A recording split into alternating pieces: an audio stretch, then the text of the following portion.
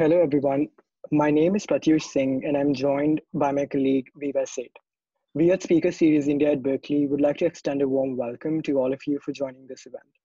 Since some of you might be new to our organization, I would like to give a short introduction about ourselves before we begin. Speaker Series India at Berkeley is a forum where we invite speakers from the political, social activism, and cultural spectrum of India to engage with our community. Recently, we hosted Suresh Prabhu, Boman Irani, Malika Dua, Anuja Chauhan, Anand Kumar, Javed Akhtar, and Ravish Kumar. Carrying forward our legacy, today we have the author of Remnants of Partition, co-founder of the Museum of Memorial History, and oral historian, Aanchal Malhotra. I would now like to request Viva to introduce our esteemed speaker for the day. Our guest speaker today doesn't just write stories, she documents memories, life, emotions, and moments. Through her work, she breathes life into inanimate objects, and she makes the 1947 India Pakistan Partition come alive. And she makes it a story about the people and not just the politics involved.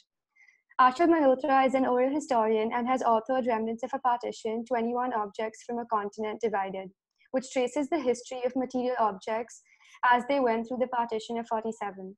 She has also been shortlisted for the British Academy's 2019 Nayef Al-Rodhan Prize for Global Cultural Understanding, the Hindu Lit for Life Non-Fiction Prize, Kamaladevi Chattopadhyay NIF Book Prize, and the Shakti Bhatt First Book Prize. Her understanding and research about material culture has also led her to co-found the Museum of Material Memory. On behalf of our club, Speaker Series India at Berkeley, I extend a warm gratitude to you for joining us today and giving us your valuable time. It's our pleasure to be able to host you. And we would obviously also like to thank the audience for joining us from all over the world. We hope you enjoy this session. You can send in questions in the Q&A box if you have any, and we shall try and ask as many of those towards the end of the event. So without taking up much more time, let's hand it over to Aanchal as she walks us through her research and what went into writing her novel. Thanks so much, Viva and Pratyush. It's a pleasure to be here, everyone. I'm just going to start sharing my screen so you can see my presentation, and then we'll take it from there. Can everyone see this? Yeah? Looking good? Yeah. Okay, perfect. So, Viva described me as an oral historian, but what does that really mean? It means that I am someone who works with people's oral accounts and memories of a particular time in history. And my focus is quite niche. I focus on the partition of India. On your screen is the only book that I have written. Often people get confused because there are two editions. So depending on whether you're in India or in the UK or US, you may find either one of these editions. Through the course of this presentation, I will elucidate on why oral history is so essential to our understanding of the past as well as the present, and how it can be conducted with living things that are people and non-living or inanimate things like objects.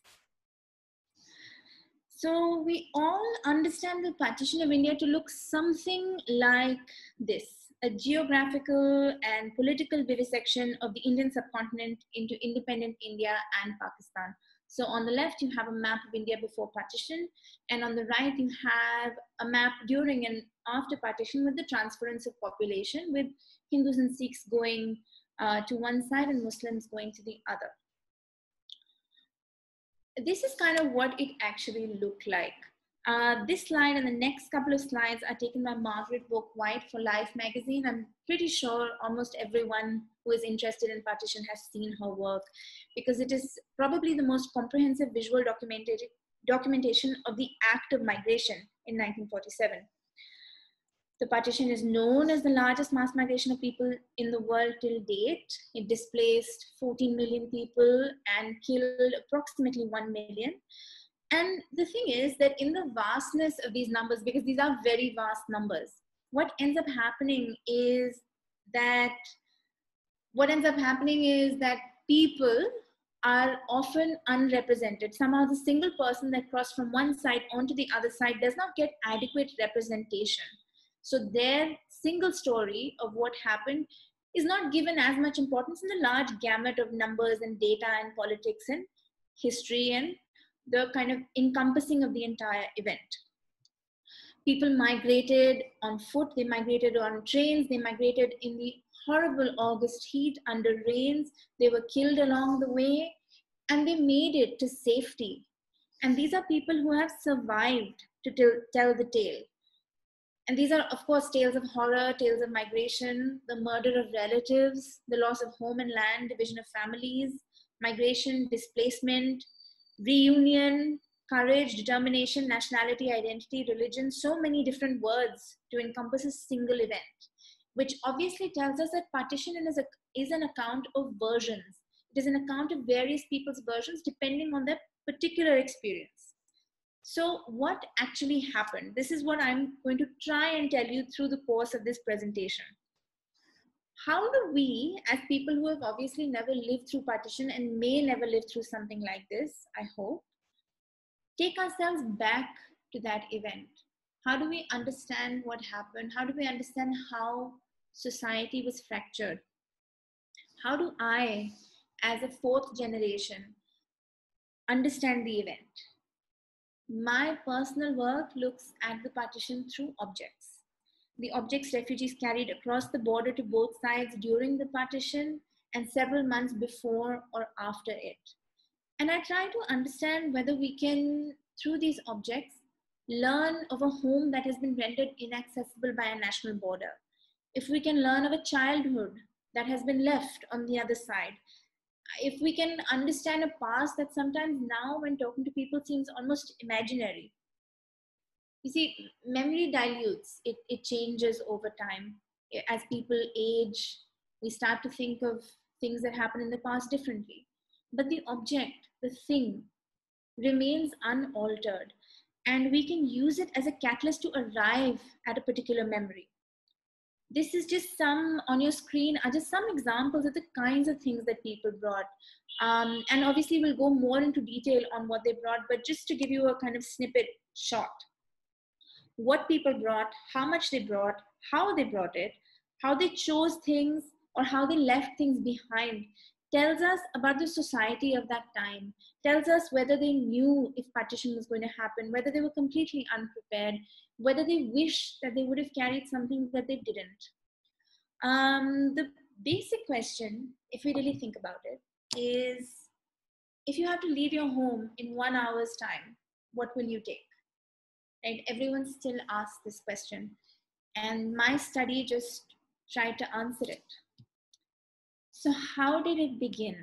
Obviously, someone doesn't just wake up one day and say, let's just get into this very vast study about partition.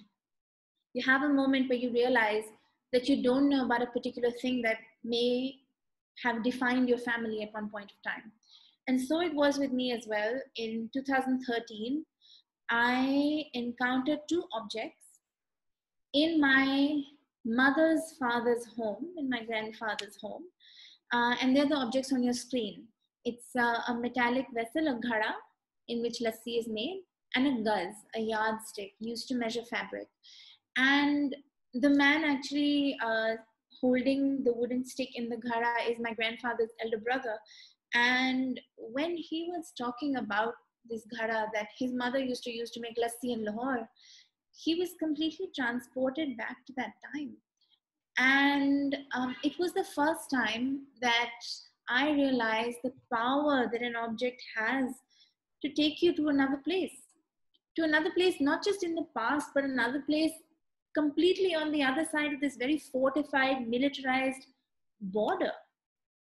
Of course, we put parts of our put parts of ourselves into things. You know, when there is something old or we have an heirloom, we immediately remember the person who gave it to us. And objects do this.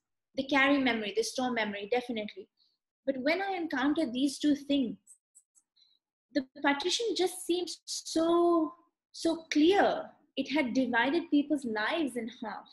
And if one person was so moved by these two very mundane objects, then I just started thinking to myself, are other people also quite as moved? This is my grandfather's brother. He began the entire project. You know, it was really because of him that I started thinking the way that I do. And it led me to start a kind of personal exercise in Delhi, and then go outwards towards the entirety of the country. I went to Punjab, I went to Bengal, UP, and then I went across the border to Pakistan, because no study of partition is complete without the other side. And then I also did a bit of research in the diaspora, looking at Indians and Pakistanis who had migrated not just across the border, but across to other lands like the UK and the US or Canada, and also English men and women who were born and raised in India that ended up migrating back home, as it were, when partition happened, and how it affected their lives, all through the lens of objects. And this is the thing about objects, is because I wasn't asking them about how it felt, but I was asking them about what they carried. I think the study was met with a lot of,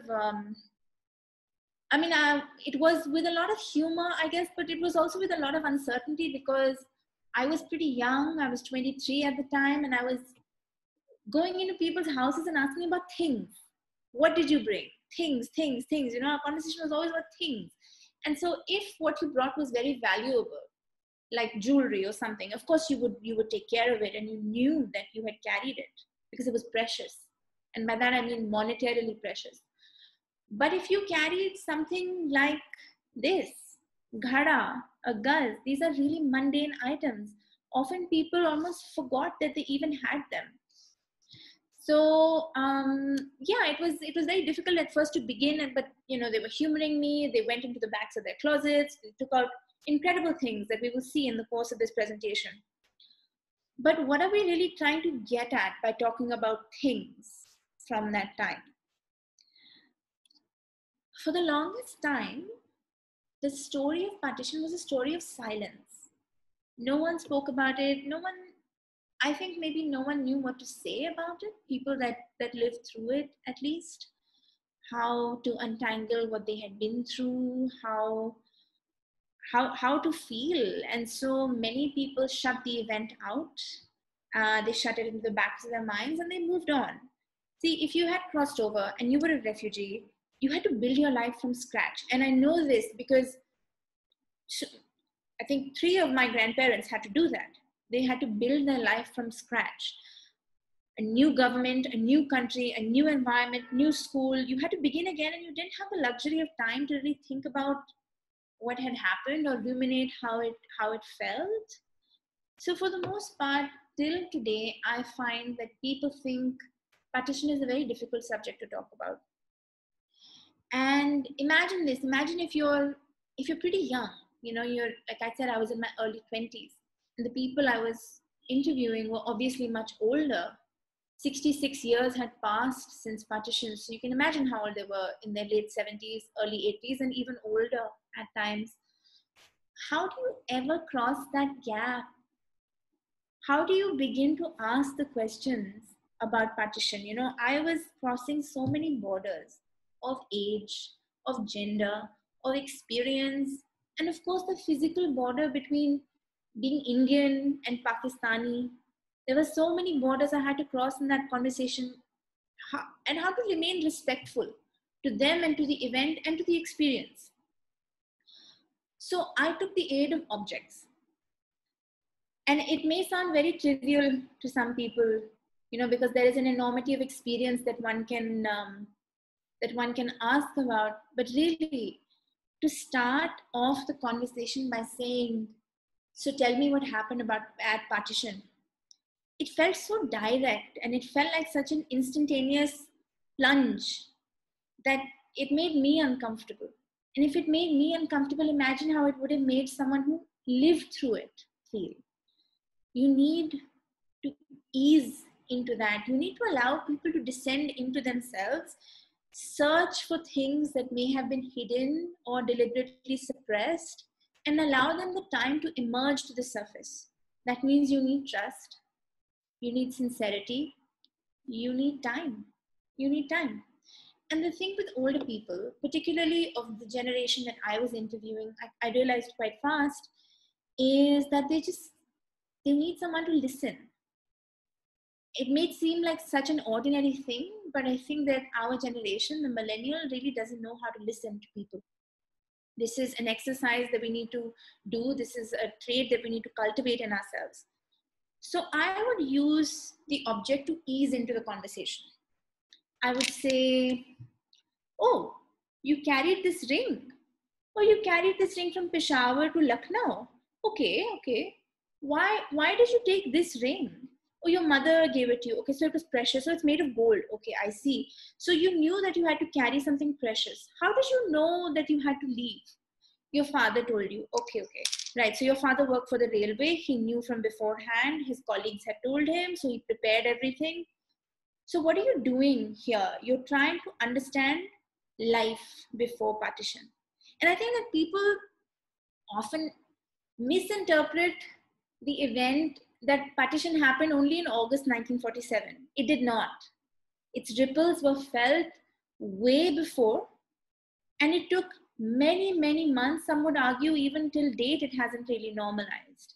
So obviously you can't limit your research to that particular month of the year 47, which meant that you're trying to put together a social ethnography of how people lived, how they were with their neighbors, how they were with their friends, what kind of social classes lived side by side, and how that society and way of life was fractured because of an event like partition.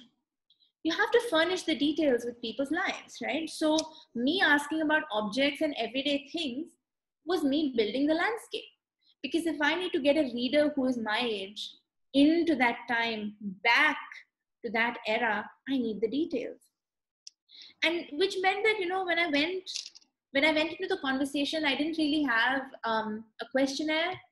The questionnaire really depended on what people said and where they came from and how our conversation went.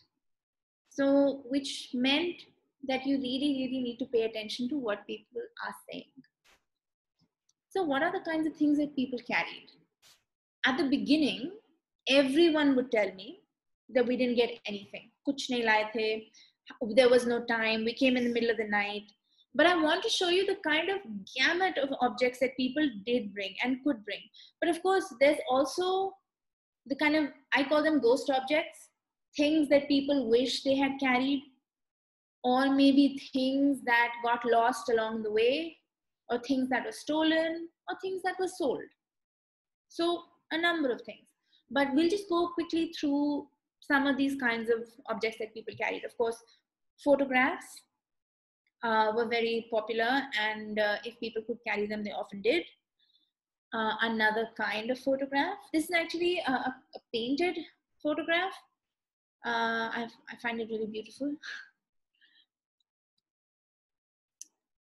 This is the only photograph this man, Rabbani Sahab, has of his father. And I'm just going to put my cursor here. I don't know if you can see. This tiny little figure is his father. And he died very soon after this photograph was taken. And so this little blurry shape is the last remaining evidence almost of his father. Photographs of friends from the Aligarh University Aftab Hall Hockey Club. The man who, sorry, here he is on the left. I interviewed this couple in Lahore, and when I asked him, Adhami Sahab, what he carried from Aligarh and if he could tell me about Aligarh, he rushed into the other room and brought these three photographs down, and they're just of his friends from the hockey club. And he said that I didn't carry any clothes or anything, but I could never have left these behind. So he had actually just taken them off the wall of the common room. So they didn't actually belong to him. But he called them Ye Yadgar Hai. This is the only beloved thing from that time, because they were his friends. This is him and his wife in Lahore when I met them again in 2018. Jewelry, of course, as I mentioned, a lot of people carried things like jewelry because it was valuable, and they thought that either they could mortgage it or they could sell it. And that was obviously for the purposes of starting again, either sending kids to school or feeding the family. So a lot of people carried jewelry. This set belongs to Swaran Kapoor of the Hitkari family. And I don't know how many of you have Hitkari crockery in your house. Maybe the name will resonate with some of you, but this is from their family. This was actually a piece of jewelry carried by my great-grandmother from the Northwest Frontier province to Delhi, and it is thankfully still very much with us in the family. But she carried it as well for the purpose of either mortgaging it or selling it to educate her children, because she had young children. But thankfully she never did sell it, and she actually gave it to my grandmother on her wedding day. Weapons. People carried weapons to protect themselves. Foldable knives, swords. I've recorded stories of people who carried guns as well. Then, so this is very interesting. If you see the trunk that this lady is sitting with, it belonged to her father, who was the director of the Geological Survey of India at the time. And it was fascinating because no matter where they went in the world, this trunk would accompany them. And it still has, from the early 1900s, a piece of paper stuck with it that says VP Sondi, Geological Survey of India, which is incredible. But what she's doing here, and this is really how the object led to other conversations.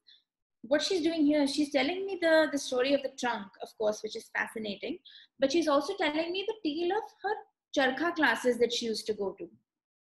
She and her mother migrated in the late summer from Lahore to Jalandhar.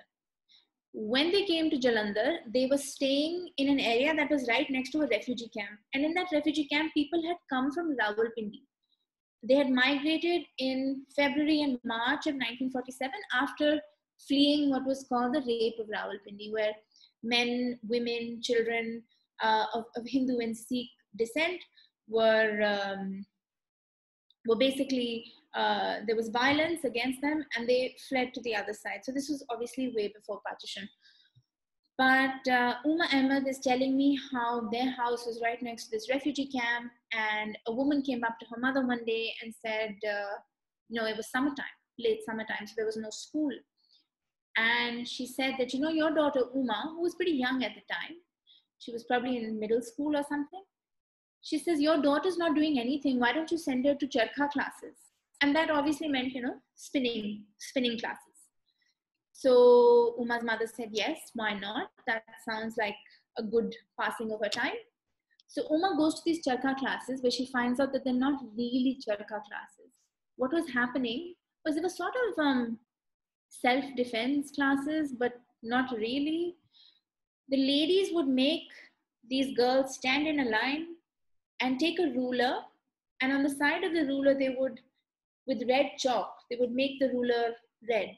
And they would blow a whistle, and the girls had to put the ruler onto a particular vein or a particular artery that would be easy to cut, and furthermore for them to die if someone were to attack them. So it was basically self-immolation classes, I guess.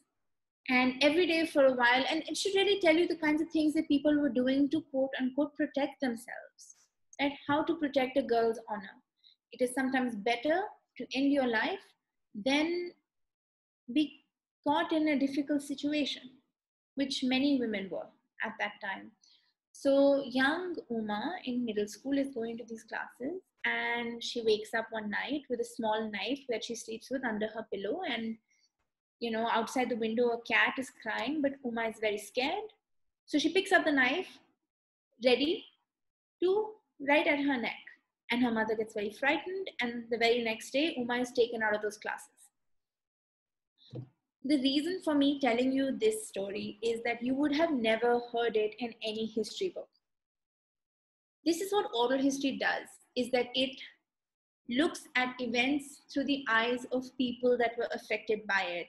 I am not interested in the larger political framework of what happened, learning it through an archive. I don't really care much for that. What I care about is the specificity of the individual perspective.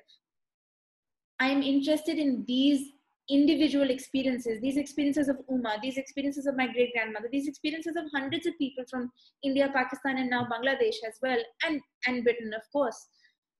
What happened can only be understood by these versions. And my way was to arrive at them through objects, of course. Strange to be going into this kind of story from this very intense story. Objects of cultural value. This is a khasdan carried by Narjis Khatun from Samana to Lahore. And basically this is a dish in which pan would be made and served to a khas mehman, a special guest. It was also a part of every woman's trousseau. So it was really an object of cultural importance that they carried across. Fulkari Bagh, of course, in Punjab, it's revered almost. Women sit together and sew this bagh together. So again, it was an object of cultural value that was carried across. Notebooks or books. This is the notebook of the Punjabi poet Prabjot Kaur, who witnessed the Quit India movement, and all through it, she was writing poetry about it as well. If you notice, it says August 1947, November 1947. So she wrote throughout the entire independence movement, and that was one of the ways in which she understood it. When I asked her that the world outside you was burning and you were writing, she said that that was her fight. That was the way she knew how to fight. Documents. A lot of people carried documents across the border because they hoped that it would act as identification and help them in getting a job, or get a similar, if not the same job on the other side of the border. So for example, if you were in the railways on what became Pakistan, when you came to India, you hoped to get a similar job in the railways here as well.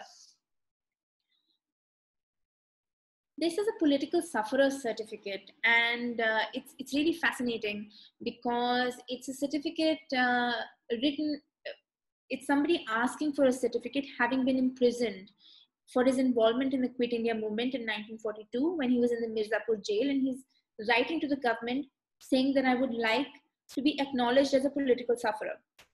So people wrote all kinds of things to the government in order to obtain certain identifications. Passports, of course, this is a British Indian passport.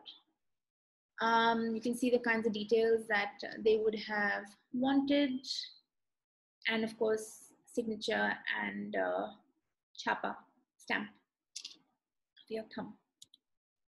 Locks and keys. So people carried a lot of keys and a lot of locks of their homes because they thought that they would come back. So one of the things that really broke my heart during this research was how many people were certain that partition wouldn't be permanent. And they were certain. How could it happen? We can't let it happen. It just can't be permanent. And I heard that even after partition happened, people didn't believe that it had happened. So a lot of people ended up locking their houses and carrying the keys.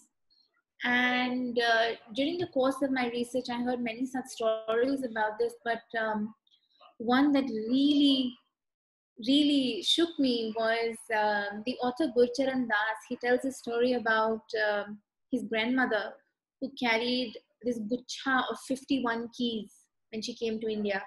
And because she had locked the house 51 times, so the kitchen was locked, the cupboard in the kitchen was locked, the drawer in the cupboard in the kitchen was locked, everything was locked because she was so sure that they would come back, so sure that partition wouldn't happen.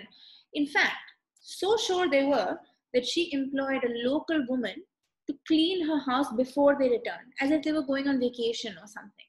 You know, कि साढ़े आने से पहले सफाई हो जानी चाहिए. So she was so adamant that they would return, and it eventually ended up becoming a very heartbreaking thing for most people because they just couldn't believe that a kind of vivisection could happen, that people could be divided so easily, that politicians could fracture people's lives this way, right? So many people carried their house keys. Oh, this is one of my favorite objects.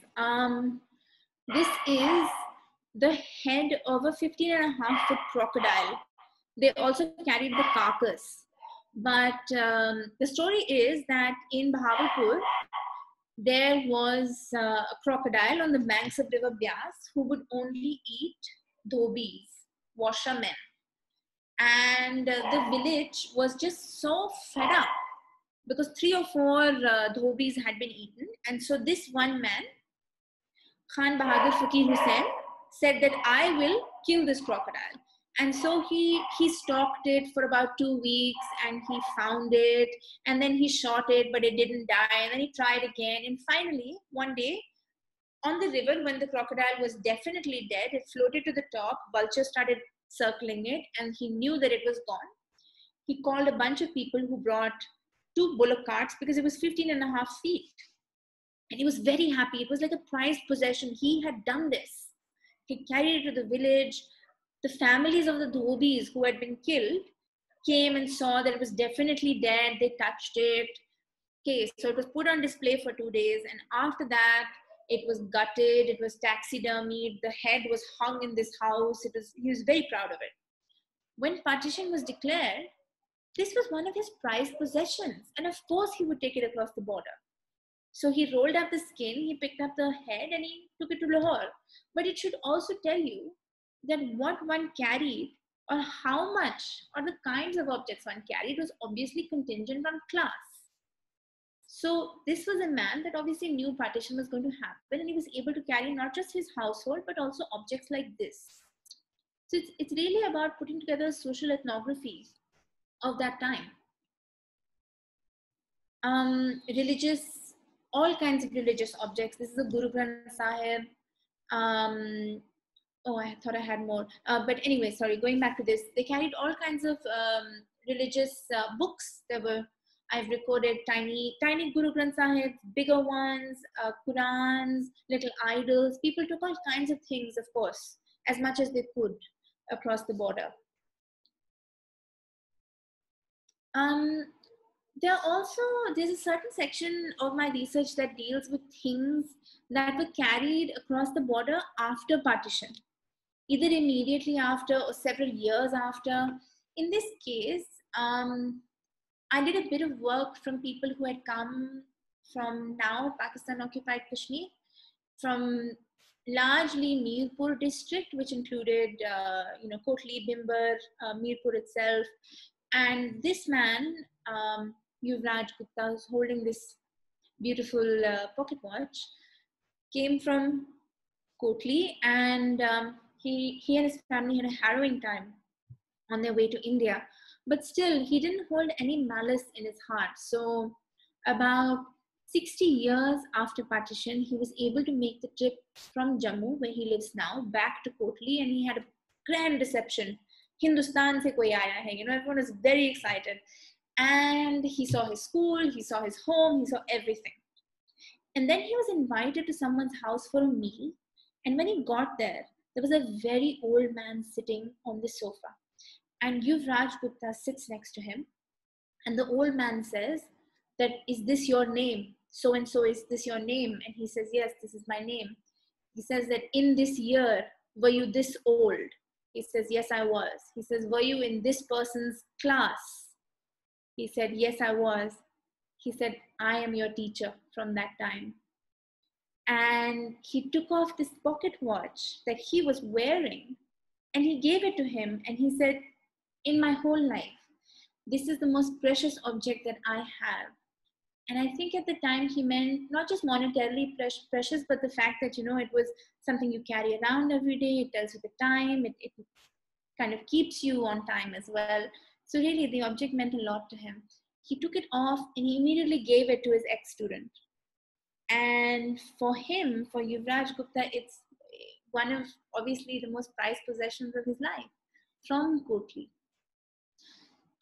Similarly, this is a plaque belonging to Faiz Rabbani. And in old houses, the name of the house is always written outside. I know that this is the case in a lot of Punjabi houses. I know that there are houses in Bengal that also have the name of the house written outside them. So it was the case with this as well. This is a house in Jalandhar. And this plaque was carried about, I think again, 5 decades after partition. Faiz Rabbani went back to Jalandhar 25 years after partition. and he saw that his house and this plaque were very much standing, and he was very pleased that his house was intact. He was very pleased that he could see his school, he could see the neighborhood, he was welcomed by the new residents of the house. The Sikh gentleman who lived there very proudly said that my post still comes to the same address as your house. The house is called Shams Manzil, and this is what the plaque says as well, Shams Manzil at the top. So the Sardarji said that my post still comes to Shams Manzil, and you are the owner of this house. And so Faiz Ravani had a really wonderful time when he went back to came back to India. And then he went back to Lahore and he lived there, and things were fine. He had a lot of happiness in his heart that his house was still standing. 25 years after that, his niece Summer, she comes to India with her husband, and she obviously also wants to see this family house that she's heard so much about. So she comes to Jalandhar and she sees that the house is being broken down, and she requests the architect, can I please take this plaque home for my uncle? And she and her husband basically carry the plaque over Wagah border back to Lahore, the same journey that her uncle had made 50 years ago, and they give it to him as a surprise birthday present. And when I meet him in Lahore, he takes care of this plaque. It's almost reverential. The plaque has taken the position of the house. It has been augmented to such a degree that for him, entire Jalandhar is suffocated inside this plaque. He's so passionate about it. He takes care of it. It's his home. And he tells me that when I came to Pakistan, I used to miss Jalandhar so much, and I used to dream about it, and I used to dream about my Ammi and Abu and all the people who actually had been buried there. But after he got this plaque, he had this intimate feeling that Jalandhar had been returned to him somehow. And I think this is this is also the power of objects, isn't it? Like, they are able to return unreturnable places almost to us. They are able to take us to places we may have never seen, and they are able to connect us with people that we may have never met. This is really the power of inanimate things sometimes. The greatest thing about doing this kind of work, of course, is generational memory. Generations who inherit memory of that time. My methodology is through objects, but ultimately it is with the purpose of recording eyewitness accounts of partition. And why is that? Why do we do that? It's for future generations and those who will further shape our world. I realized quite early on in my research that not a lot of people my age knew about what exactly had happened during the partition, despite having that personal history in their families as well. And they certainly didn't know all that had happened on the other side, which was another very important thing for me. I had a chance to bridge that gap of knowledge. I had a chance to make us understand the versions of people's predicaments at that time, the various perspectives that made up this colossal event. I think what I was attempting to write was a human history of what had happened through the extraordinary lives and circumstances of ordinary people. That's what I was trying to do, right? Not a political history of what had happened, not a social history of what had happened, but a human history. One about how people felt and what they thought and what they dreamt and what they missed. And what was home and what was belonging. On one hand, yes, it's very frivolous to think of objects. And I think many times when I was talking to my interviewees, I felt very stupid asking about things and belongings and possessions when people had fled death and rape and murder and horrible scenes. And still I would say, what about the thing? What did you carry? What did you wish you had carried? But the thing is, the object begins that conversation that may be otherwise too traumatic. And it really aided me in getting out things that may have been buried for far too long, right? We are trying to understand the way people lived, what they ate, what they saw, what they felt, who their friends were. And material possessions are one of the ways we can build that. We can piece together the past by knowing how life was in undivided India.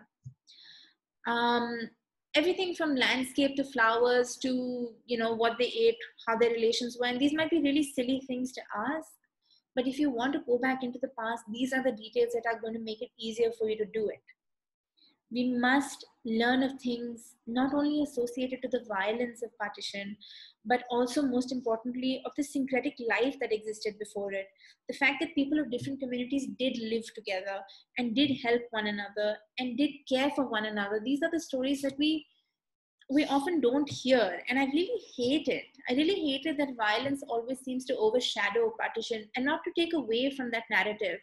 But that's not the only narrative. And that should not be the only narrative or the perspective with which we look at the event. I imagine most of the people listening in are second or third generation, or may not even have any connection to the event. But us as millennials, we have inherited time and distance to view this colossal event with a potentially objective lens.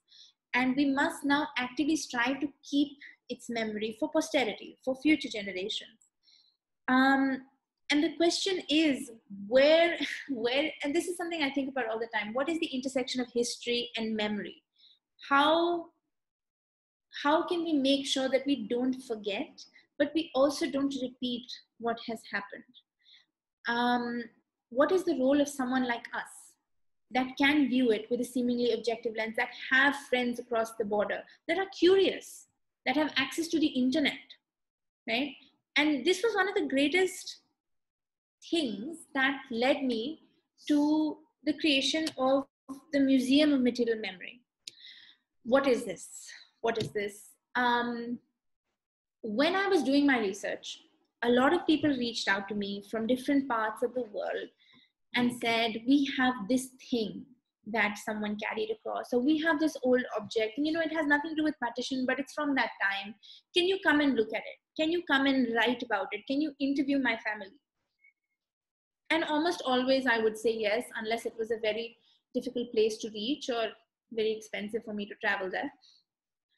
But the thing is, and I started thinking about this, is what if we started to build an organic archive of material culture of the subcontinent? What if you didn't have to get a scholar to come to your house and write about a thing? What if you did it yourself? And what if I helped you do it? So I had an idea to come up with a digital archive that would be based on submissions about objects from the subcontinent. They could have something to do with partition, but they couldn't also. That's totally fine. And a friend and I started this archive called the Museum of Material Memory. And it is a digital repository of material culture of the subcontinent that invites people to write stories about old objects. And what does that do really? It makes a person look at an object differently, of course. You always look at something in your house, but suddenly you think, wait, what if it has a story? And what if it was carried from somewhere? And you ask, obviously, the oldest person in your house about it, which means that you're already bridging the generational gap on your own, which is wonderful. You write about it, that means you do research about it. That already means we are building an organic archive without a scholar coming in and kind of initiating it for you. And that's really what we want. In the subcontinent, we are not great at keeping archives. We don't keep written documents of things, but we are great at telling stories, and everything has a story. And this was just one way I knew to have an archive of that story ready for posterity, right? I'm not going to go on for much longer, but my research culminated into 2 editions of this book. In India, the book is called Remnants of a Separation. In the US and UK, it's called Remnants of Partition.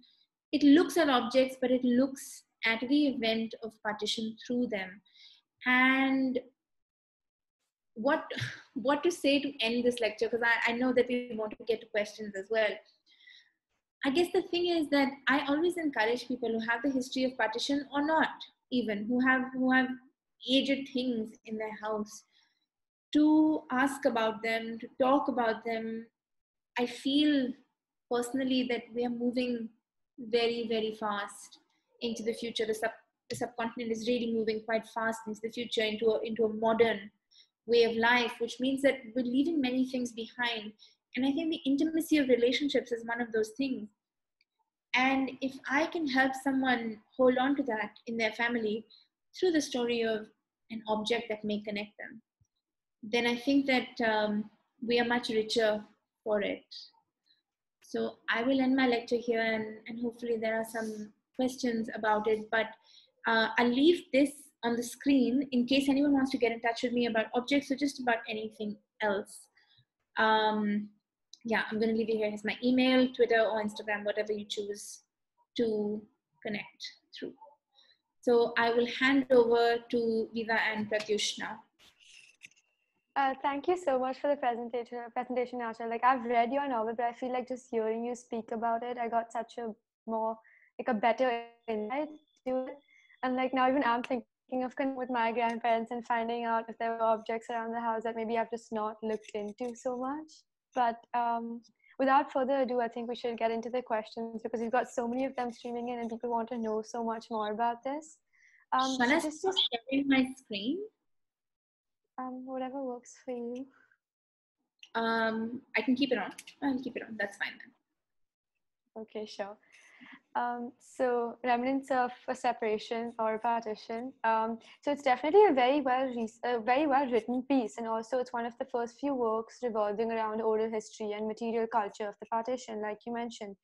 And it's also very, very well researched, like we found out through this presentation.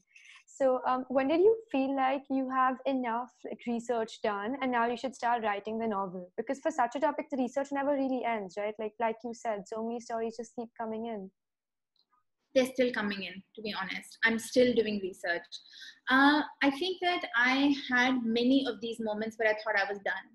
At the beginning, when I had interviewed enough people in India, I thought that, okay, I'm done, let's start writing. And to be honest, it was with the intention of writing my MFA thesis, which I think I forgot to mention. This was first my thesis project, and then later it became a book.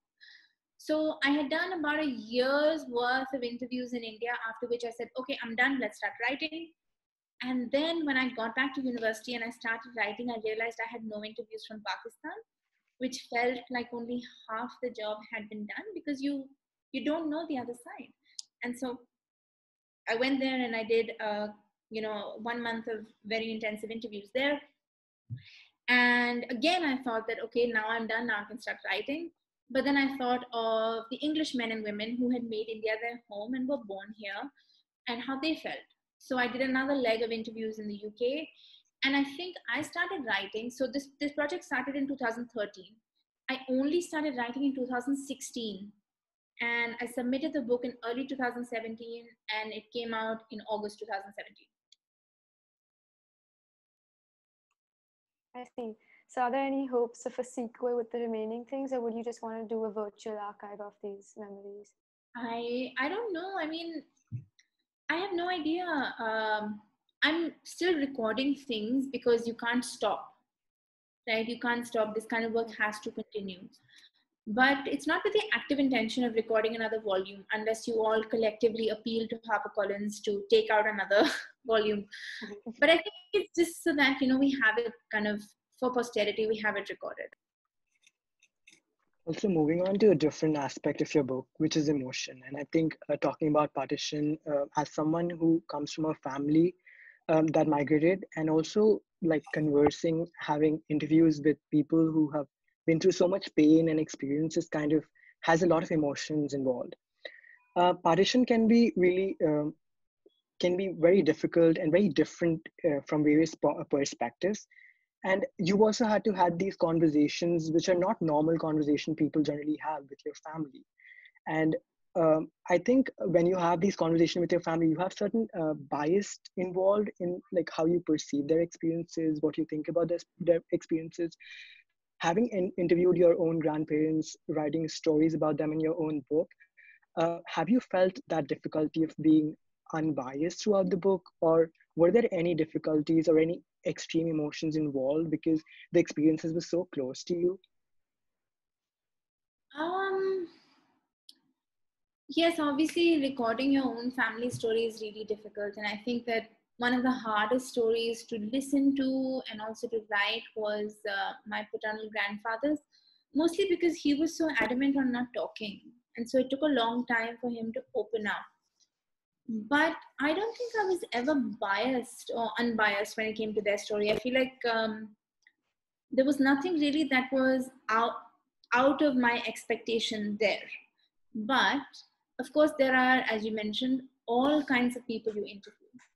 And with the sheer virtue of being born in a particular country, under a particular religion, in a particular class or caste, you will always have innate and inherent bias.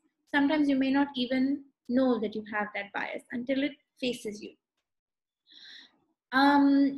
For example, a lot of the interviews in Pakistan, India, Pakistan share very different versions of what happened during partition. We don't have a shared history, which means that we don't have a shared understanding with one another, which means that there's no shared pain, which further means there's no shared healing. This is problematic on many levels, but the fact is that when I was there, there were many things that I heard that I may not have agreed with because I'm just born in a particular place and I know one version of the event. But being there, I think, really opened my eyes to how the greatest thing we can do, especially in this field of work, is to unlearn a few of those things and to shed a few things that are innate. I'm not saying that it's easy, and I'm not saying that it's impossible. It's kind of like an everyday exercise on yourself to become more aware of different people's perspectives and the fact that you shouldn't bring judgment immediately into your conversation, or you shouldn't expect to get something from that conversation. I think that the minute you think you're going to get something, some particular kind of version of the event out of that conversation, you've already lost the purpose of your study, which should ideally be to learn more, right? So I think that for me, yes, I'm very aware of biases. I'm very aware of preconceived notions. I'm very aware of catching myself in them. But this develops with time. And this develops with time, and it's kind of like you have to work on it every day. I see. And like I found it interesting how you mentioned that, the divide, like the India, Pakistan, and how both of us have very different perceptions of the same event. It kind of plays with the whole idea that, history is written by the survivor and by the victor. So like, you have different sides in different countries. But just like connecting to that and like the misconceptions that could take place. So I'm assuming, and like even in your novel and like when you were talking, a lot of these objects, like you would have found out more about them using different languages because India and Pakistan both have so many languages. So was there ever a time where you felt like the stories were getting lost in translation because you had to like translate it for the novel, right? You need to convert it to translate it back to English. So do you feel that there was a time where you lost the value or like the sentiments when you went to translate them? I think I felt lost in translation when I was recording interviews in Bengal because, okay, Hindi, Urdu, Punjabi, Samane Shahi, Patwari, they're all kind of, you get that from the West. I understand all those things and I'm able to converse with people in them as well, in those languages as well. But with Bangla, I was really lost. But I mean, not to take away from the importance of why I was lost as well. I remember a particular interview that happened in Calcutta where there were 3 members of the family and I was interviewing the father and his daughter was translating for me. So we were talking and she would translate immediately. And he would talk for a good 5 minutes and she would translate basically 10 words. And I thought that, no, I'm losing something here. I'm really losing something. But I think that I didn't really mind it so much because it taught me about the diversity of the country, the diversity of language, how we speak about it, because I think I understood more through his gestures than I did through his language. And, certain words with Bangla, if you know or if you are aware of very pure Hindi, then you can pick them up. they sound quite similar. But there was a certain beauty in the fact that this family was having a conversation about a story that was already well known within the family. And then they had to translate it for an outsider. But the translation was so distilled and almost almost a rudimentary translation, because I could tell by his actions that the story was far more vibrant. So I think in that case, yes, I did feel a little bit out of the circle, but I think it was fine. I didn't really mind it so much, because I also thought that it was very important for the family to connect about this, right? Because again, it is a family story and it is an intimate story to discuss. So I didn't really mind it so much, but it also meant that I had to sit with the translator later and translate key, phrases from my interviews. Yeah, and it kind of is evident throughout the book how you've chose to use certain phrases and also give a translation next, because like it's so relevant to the emotion. Like it's just the use of words is sometimes so beautiful that you can actually feel those emotions if you know those languages. Moving ahead, I think talking about traumatic events like partition brings a lot of psychology into play. Trauma can bring like a lot of hesitation to talk, a reluctance to maybe start thinking about those events, especially with partition, where people never got to validate their experiences, like you mentioned. Like they never got someone to actually talk about it. It like all of it happened, and the broader historical narrative reduced the entire partition into numbers, into statistics, while these stories simply got lost, which is so sad, because we talked about people in numbers of deaths and number of people who moved from A location to B, while we just did not talk about the struggle they had. Do you feel that interviewing these people about approximately 70 years after partition was one advantage for you because they had overcome their extreme emotions of pain, anger, or do you think it was equally painful or traumatic for them to revisit this memory after like so many years? So I think you can't generalize. And I think you can't generalize for anything with partition. Like you will always have versions of the event. So I have sat in on interviews where people have narrated their version of what happened with extreme, it's kind of very like almost as if it's like a journalistic rendition. Ye hua tha, wo hua tha, then this happened, then that happened, as if they're not really there anymore. So with extreme distance. Whereas I've also interviewed people where you feel like you're right back where it happened. You're in that village. You hear the explosions. You hear the shouts just through their narration. So I think that you can't generalize at all. But I do think that asking the question is important, no matter how long it's been.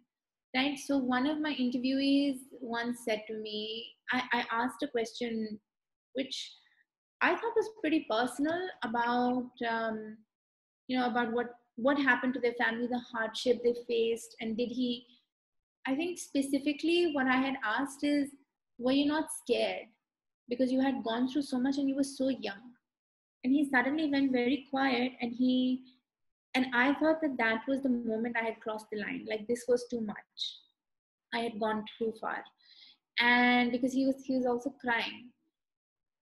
And then when I started to apologize, he said to me, if you don't ask, then who will ask? Which obviously tells us that there is a need to talk about this because things haven't settled yet. There is still so much that is left unknown, and there is still so much that we need to understand, that we need to ask these questions, even if they are comfortable, even if so much time passes, the question still needs to be asked because we are left with a void in history. Right? There is still so much we don't know about partition. Unfortunately, we only focus on Punjab and Bengal, and even more so on Punjab than Bengal. But there were so many other areas that were affected that we don't know enough about, which means that there is still research left to do. And that is the case with any event that deals with the prism of memory. That the deeper you go, the further and more intimate things you will find. That too in numerous renditions. if an event like partition that spans generations will continue to provide research material for X number of years, because different generations will perceive the event differently. So I don't know if time has anything to do with it, but I know that the questions need to be asked. Right? Yeah, definitely. Also, before I move on and I continue talking, we have gone over time. So I just wanted to check in with you that are you willing to like continue for another 10 minutes or so, or do you want us to wrap it up? No. This is Okay, interesting. perfect. Because everyone's so involved in this. We're constantly getting questions, and we ourselves have so many questions, because the more you talk, the more we realize how there's such a gap right now in like Indian schooling and like just Indian knowledge in general about the partition.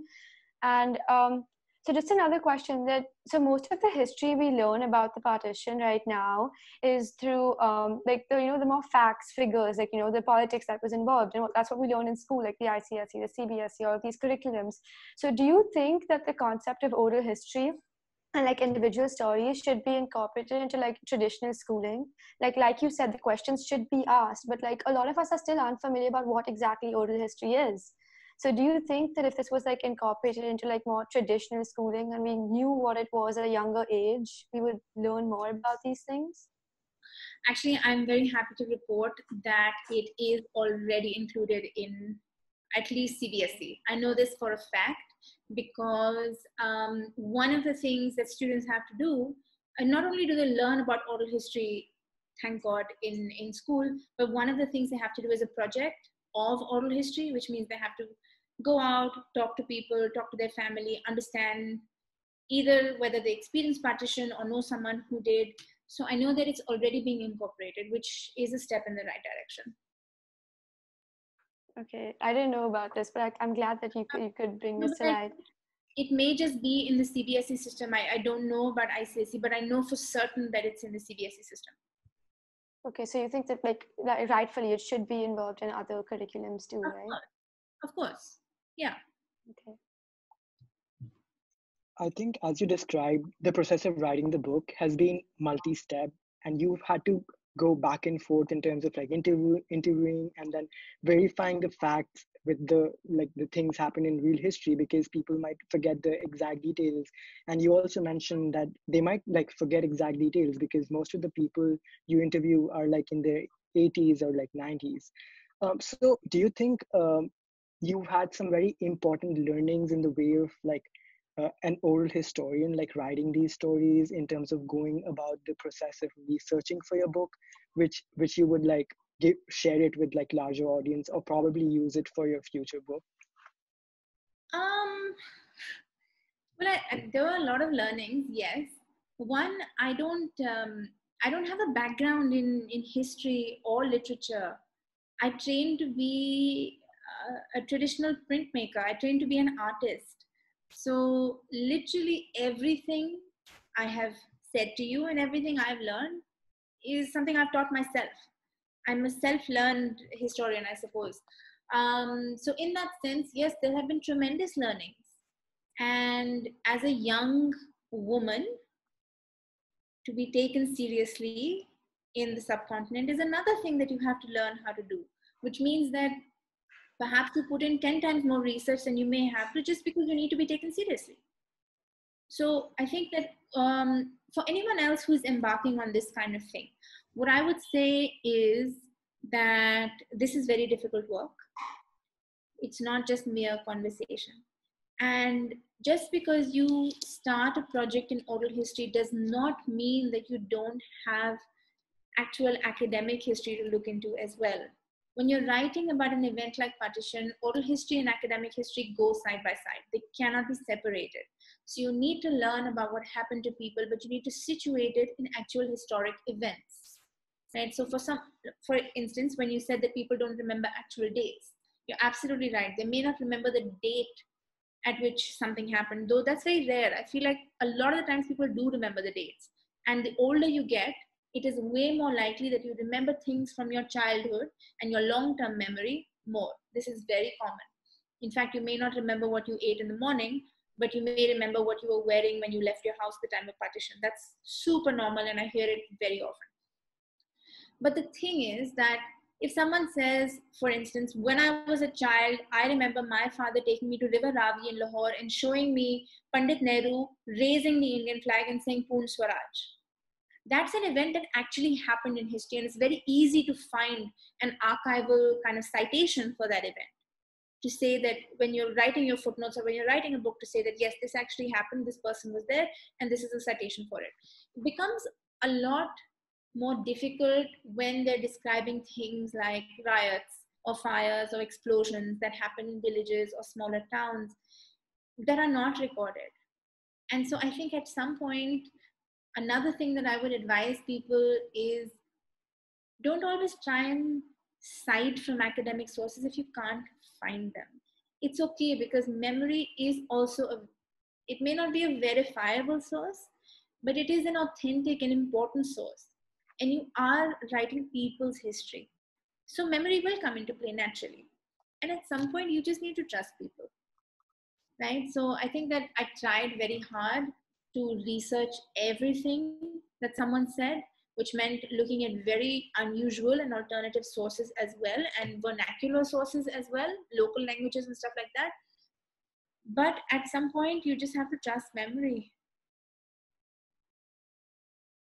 I don't know how much that answers the question, but yeah.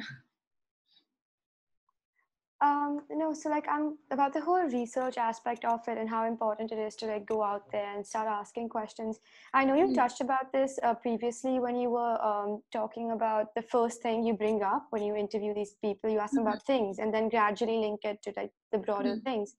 So it does seem a little strange, especially to me, to like just go up to people and to start talking about things. So how exactly would you do it? Can you describe the process a little bit more? Yeah, so firstly, how do you find people? Right? It's always like my uncles, cousins, sisters, whatever, like I know someone who knows someone and they have something. So everyone knew I was looking for things, right? So when you are going to see somebody, you call them and say, okay, I'm going to come at this time. Whatever object you have, can you take it out? So they know the context of why I'm coming, right? Which means that they may already have the thing out, or they may go and get it, but they know why I'm coming. They know I'm coming to talk about partition and to look at the object they carried across. This is already clear.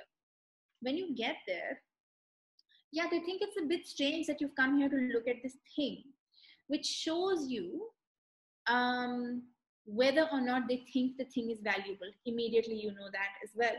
So for example, if it's jewelry or money or something monetarily valuable, then they will also treat it with that kind of reverence, right? But if it's something very mundane, like a shawl, say they wore a shawl there's a story in my book where a woman wore a shawl from Quetta to Mussoorie when the family migrated, Preet Singh. And she just didn't understand why I had come to see that shawl. Because for her, it was just such an ordinary shawl. It was plain, it was beige colored, it had pink Kashmiri Ari work on the side. It was just very, very ordinary. But that shawl had been cut in half, one half given to her sister, one half given to her. So already the shawl was special. Right? Because two sisters wore one shawl as they migrated across to India. Then during the course of our conversation, she found a stain on that shawl. And she obsessed about that stain. Suddenly, everything was about that stain. And then she said to me, how silly. Look at me, an old woman worrying about an old stain. Fine. Then we talked about the shawl some more. We talked about her family. We talked about Quetta. We talked about the 1935 earthquake. We talked about her brother, who was a freedom fighter, who actually got them across to Mussoorie. We talked about Amritsar. We talked about hundreds of different things. At the end of the conversation, I proposed borrowing the shawl just to see. Immediately it was like, no, the shawl is mine. The shawl was given to me by my mother. Half the shawl is with my sister. So I guess the shift from nonchalance to proprietorship was so quick over the course of our interview, which also tells you that you need someone to suffuse mundane objects with a third party kind of intervention, right? You need to suffuse them with importance. Someone else needs to tell you, oh, this is so nice, this is this, blah, blah, blah. And then you say, yes, this is mine, this is my mother's, this is my father's, ye to hamara hai. So I thought that was pretty interesting. And then the other thing is, with when you get to partition, they would almost always say things like, why do you want to interview us? We are not some politician. We don't have some big story. We are not this, we are not falana, falana. But then they would come up with these incredible stories of, survival and perseverance and bravery. And you would think that, I can't believe you've been living with that for so long. So why do people not think their personal stories are important enough? This is also a very interesting topic. Why don't we tell stories of partition openly? I have a theory that because everyone around you was going through the same event and collective history was being made, you were making it in that moment. And because everyone had to begin again and start life again, and everyone was struggling, no one had the luxury of time to think about what was happening. And everyone had to get on with their life. They had to normalize things very quickly, which meant that because everyone was facing it, you didn't think it was a special experience. Unless, of course, you saw something really extraordinary or lived through something really extraordinary. In which case, you may either tell your family or you may hide it forever, right? But I think that until the person doesn't think their story is important enough, we have not reached that level where we can openly talk about the event. Why is the Holocaust so well documented? Why? It happened on a similar scale, though very different situations. It is because Jewish people have made sure to remember every single experience, to document it copiously so it doesn't happen again. And guess what? We have partition-like situations every single day in this country. Because it is happening again, because history is cyclical, because we don't learn from it, because we haven't talked about it. If you don't talk about what happened, if you don't reveal what happened, then naturally you will repeat it. You need to teach your children that this happened, so you may never repeat this again. For that, the first step is conversation. Thank you so much for once again emphasizing the whole importance of conversation and how we need to talk about things in order to make sure we learn from our mistakes and learn from our past. And I'm sure that all of us have a lot of interesting conversations that we need to now make happen this coming week and this coming month. And just wrapping it up and ending on a slightly happier note. The first thing is that I just noticed that in one of our audience questions, this one person, Mandir Singh, messaged that he got this link from this webinar from a friend who's in Delhi and he's currently in California. And he says he knows your grandfather since he was a kid because he lived in 22 Khan Market adjacent to your grandfather's shop. And so it's just it's such a small world. And once we start talking about such things, how you can get connected. Yeah. If you're actually listening, can you please send me an email? My email is on the screen right now. I would love to hear from you. Well, I hope he has listened, and if he hasn't, we'll try reaching out to him after this event and try letting him know. But he also brought up another thing where he said that there are also a lot of YouTube channels, he said, currently, especially in Pakistan, where people are going around interviewing people who survived or who lived through the partition, which I think is important, if our audience is interested to read up, to watch those stories. And just ending on a lighter note, so if there was a partition again, which I hope there never would be, what do you think would be an object you would take with you? Oh, yeah, I've thought about this a lot, naturally. I have a watch that belonged to my grandfather's sister, which is one of those old-fashioned watches you have to wind up every day. Mm-hmm. It's a Tressa. Probably that. She was, actually it's her birthday today. She was a really strong woman. She named me. She fought for women's education. She fought for independence, self-sufficiency. She was a really incredible woman. And I'm really proud that she named me. So I think that I would probably take the watch that has been bequeathed to me. Okay, that was interesting. And Pratish, do you want to? give your vote of thanks. Yeah, looks like the hour went really fast, and it was so exciting to know about like different aspects of the book, which again cannot be documented in like simple words because there's so much emotion involved. And it was so exciting to know this from you. It was really exciting for us as a club as well as for our audience to kind of know your journey as an historian author, and also the workings and the struggles and a lot of like background work that went into actually putting up this piece together, like literally building block by block and then polishing it with like so many layers. It was exciting, and all of us are waiting for your next work, and probably the publishing house should announce that soon. So on Yeah. behalf of the speaker series India at Berkeley, I would like to offer you our warm gratitude for taking our time from your busy schedule and even giving us 20 extra minutes from what was scheduled to be with us to It's answer my our questions, it's my pleasure. It's to fun. answer, yeah, to answer all our questions so patiently, and to also bear with me and Viva throughout the session. It was amazing to host you, and we were looking forward to also host you in the future. And I would also like to thank our audience who joined us from around the world for logging in the different time zones and being here to listen to us and join us in this journey of exploring a lot of untold stories. For more updates and for future events, please subscribe to our Instagram, YouTube, and Facebook. We will also be posting a recording of this event on YouTube if any one of you would like to reference it for the future. To all those who've subscribed to our Google form will receive the YouTube link via email. I once again offer a warm thank you to Aanchal for giving us the time tonight, and for everyone who watched us. Thank you so much.